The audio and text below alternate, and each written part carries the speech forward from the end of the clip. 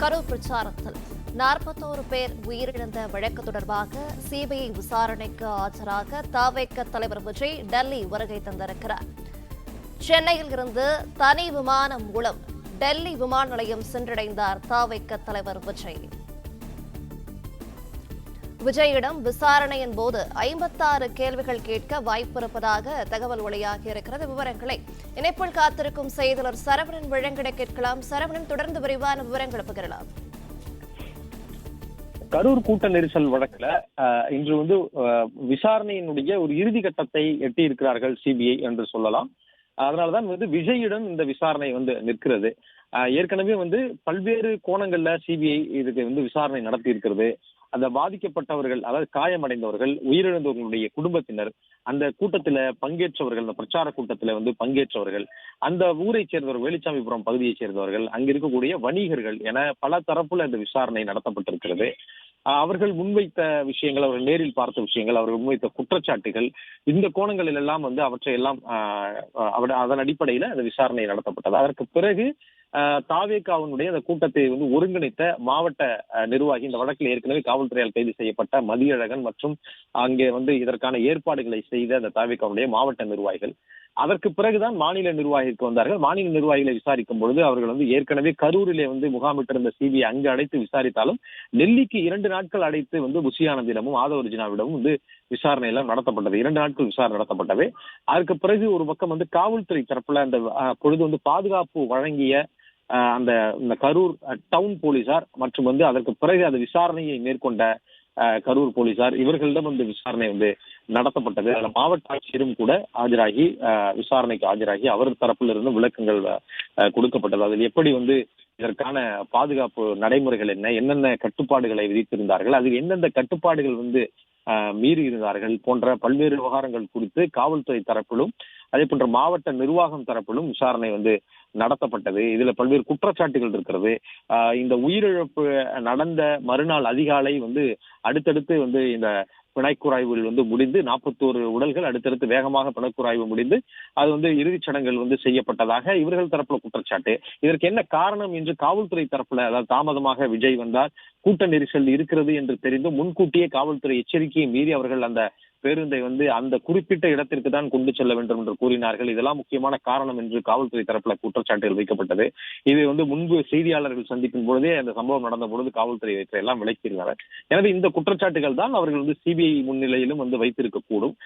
அதே போன்று தாவேகா தரப்பிலும் ஏற்கனவே கொடுக்கப்பட்ட விளக்கங்கள், இதற்கு 3 மணியிலிருந்து 10 மணி வரை எங்களுக்கான கால அவகாசம் இருந்தது, ஒரு பிரச்சார கூட்டத்திற்கான கால அவகாசம் இருந்தது, அது தாமதமாக எல்லாம் வரவில்லை என்று அவர்கள் தரப்புல சொல்லப்பட்டது. இதையெல்லாம் அவர்கள் தரப்பிலும் ஏற்கனவே விசாரணையின் பொழுது தெரிவித்திருப்பார்கள்.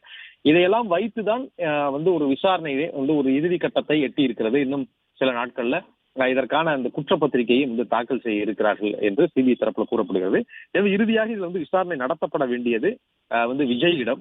அதற்கு பிறகு தேவைப்பட்டால் இன்னும் தேவையானவர்களிடம் இந்த வழக்கிற்கு தேவையானவர்களிடம் விசாரணை நடத்துவதற்கும் சிபிஐயிடம் திட்டம் இருக்கலாம். ஆனால் விஜயிடம் நடத்தப்படக்கூடிய விசாரணை முக்கியமானதாக பார்க்கப்படுகிறது. ஏனென்றால் அவர் வந்த பிறகு அவர் அந்த கூட்டத்திற்குள் அவருடைய பிரச்சார பேருந்து நுழைந்த பிறகு அங்கு கூட்டம் ஒரு அலை போன்று ஒதுங்கியது. அந்த அவருடைய பேருந்து வந்த பிறகு அதற்கு பிறகு சில சலசலப்புகள் இருந்தது. அவரே பேருந்தின் மீது நின்று அவர்களுக்கு அங்கிருந்தவர்களுக்கு உதவி கேட்டவர்களுக்கு தண்ணீர் கொடுக்க வேண்டும் என்று கூறியதும், அவரே தண்ணீர் பாட்டிலை வாங்கி வீசியதும், அதற்கு பிறகு ஆம்புலன்ஸ் வாகனங்கள் வந்ததும், அந்த ஆம்புலன்ஸ் வாகனத்திற்கு வழிவிட வேண்டும் என்று அவர் கூறியதும் சிறிது நேரம் இதுவே சென்றது. அதற்கு பிறகுதான் அவருடைய பிரச்சாரத்தினுடைய அந்த பேச்சை அவர் தொடங்கினார். அதற்கு பிறகு அந்த பிரச்சார பேச்சையும் சற்று வேகமாகவே என்று முடித்துக் கொண்டு அவர் புறப்பட்டதையும் இது எல்லாமே காட்சிகளாகவே பார்த்தோம்.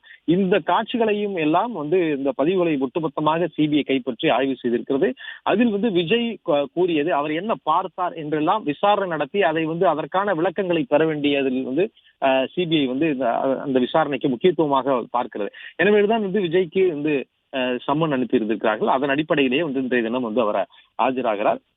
அது மட்டும் இல்லாமல் தாவேகாவினுடைய மாநில நிர்வாகிகள் ஏற்கனவே விசாரணையில அவர்கள் பல்வேறு தகவல்களை அவர்கள் கொடுத்திருப்பார்கள். இதற்கு யார் இது ஒருங்கிணைத்தது, இதற்கு காவல்துறை இந்த கூட்டத்திற்கு முன்பாக, அதாவது பிரச்சார கூட்டம் அந்த இடத்திற்கு வருவதற்கு முன்பாகவே கரூர் ரவுண்டானாவிலிருந்து வேலுச்சாமிபுரம் நோக்கி வரும்பொழுது அங்க இதற்கு முன்பதாகவே காவல்துறை அதிகாரிகள் கூறியது போல யாரேனும் வந்து தெரிவித்தார்களா? கூட்டம் அதிகமாக இருக்கிறது, பேருந்தை இங்கே நிறுத்திவிட்டு இங்கேயே பேசலாம் என்று அவர்கள் தெரிவித்தார்களா? இப்படியெல்லாம் அவர்கள் தரப்புல வந்து விசாரணை வந்து நடத்தப்பட்டது. ஏனென்றால் காவல்துறை இதை ஏற்கனவே தெரிவித்தது. குறிப்பாக கரூர் டவுன் டிஎஸ்பி செல்வராஜ் வந்து இந்த நிர்வாகிகளிடம் சென்று கூறியதாகவும், கூட்டம் அதிகமாக இருக்கிறது, எனவே பேருந்தை ஒரு குறிப்பிட்ட தொலைவுக்கு முன்னதாகவே நிறுத்திவிட்டு பேசிவிடலாம், அதற்கு மேல் பேருந்தை கொண்டு செல்ல முடியாது என்று கூறியதாகவும், ஆனால் அந்த பேச வேண்டிய இடத்தில் அந்த இடத்தில் கொண்டு சென்று ஏற்கனவே திட்டமிடப்பட்ட அந்த இடத்தில் பேருந்தை நிறுத்தினால்தான் அதற்கான ஏற்பாடுகள் அங்கே இருக்கிறது, அங்கிருந்து பேசினால்தான் அது வந்து சரியாக கிடைக்கும். அங்க கேமரா போன்றவற்றை எல்லாம் அங்குதான் வைத்திருக்கிறார்கள். எனவே அங்குதான் கொண்டு செல்ல வேண்டும் என்று தாவேகா நிர்வாகிகள் தரப்புல அதுக்கு வந்து மறுப்பு தெரிவித்து விட்டதாகவும் காவல்துறை இந்த சம்பவம் நடந்த பொழுது ஒரு விளக்கத்தை, ஒரு குற்றச்சாட்டை வந்து முன்வைத்தார்கள்.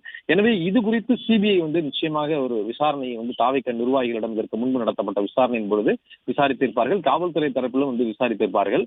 அது மட்டுமல்லாமல் வந்து இந்த காலதாமதமாக வந்தார் என்ற ஒரு குற்றச்சாட்டு முன்வைக்கப்பட்டது. எனவே காலதாமதமாக வந்தாரா, அவருக்கென்று கொடுக்கப்பட்ட நேரம் என்ன, எந்த நேரத்திற்கு அவர் ஒருவராக திட்டமிடப்பட்டது, தாமதமாக வந்தாரா, அதற்கான விதிமீறல்கள் இருந்தால் அதன்படி நடவடிக்கை எதுவும் எடுக்கப்பட்டிருந்ததா, அப்பொழுது விதிமீறல்கள் தொடர்பாக தனியாக வழக்குகள் எதுவும் போடப்பட்டிருந்ததா, இப்படி இந்த கோணத்திலையும் வந்து காவல்துறையிடம் வந்து விசாரித்திருக்கிறார்கள்.